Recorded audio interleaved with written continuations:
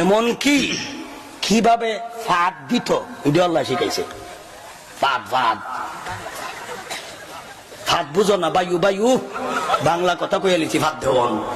কিভাবে ফাঁদ দিতা এটাও শরীয়তে নিয়ম দেওয়া আছে। ফাঁদও কয়েক প্রকার, ফাঁদ 4 প্রকার। করতাম আমরা ফাঁদের তফসির, ফাঁদের তফসির করাইছ না আমারে। তফসিরও জানা লাইনও আছে ফাঁদ, তফসিরও জানা লাইনও।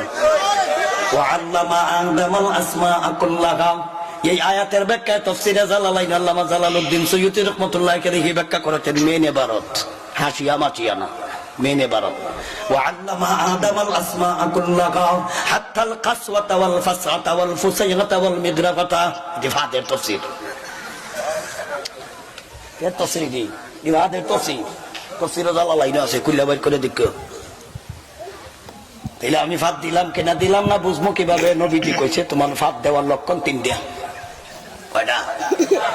এই ফাঁদের তফসির লাগাই দিছে আমাদের কোরআনের তফসির বাদ দিয়া। ফাঁদ দিছে কিনা দিছে না বুঝবো কিভাবে? 3টা। কয়টা?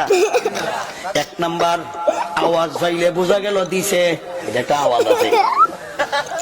1 নাম্বার হইলো আওয়াজ। 2 নম্বর হইলো গন্ধ। 2 নম্বর কি?